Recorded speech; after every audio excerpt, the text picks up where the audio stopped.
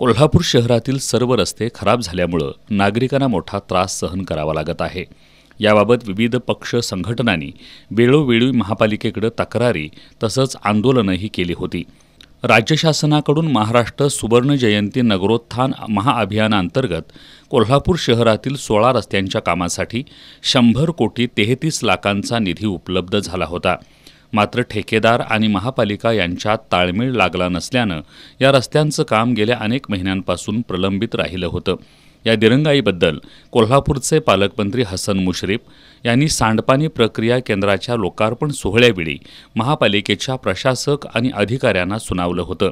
त्यानंतर प्रशासक के मंजुलक्ष्मी यांनी या 16 रस्त्यांच्या 100 कोटी 33 लाखांच्या निधीतील कामाची वर्क ऑर्डर शनिवारी रात्री उशिरा काढली आहे।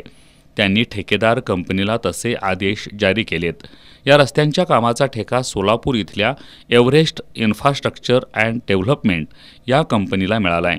या कामांच्या पूर्ततेसाठी या ठेकेदार कंपनीला 18 महिन्यांची मुदत देण्यात आली आहे।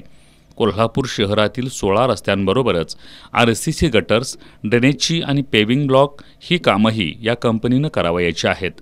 ही वर्क ऑर्डर काढल्यानं उद्या सोमवारपासून प्रत्यक्ष कामाला सुरुवात होणार आहे, अशी माहिती शहर अभियंता हर्षजित घाटगे यांनी दिली आहे। ठेकेदार कंपनीकडून यापूर्वी गॅरेंटर देण्यात आले नव्हते, त्यामुळे या कामाला विलंब झाला। मात्र आता वर्क ऑर्डर देण्यात आल्यामुळे सोमवारपासून या रस्त्याच्या कामाला सुरुवात होणार असल्याचं त्यांनी सांगितलं।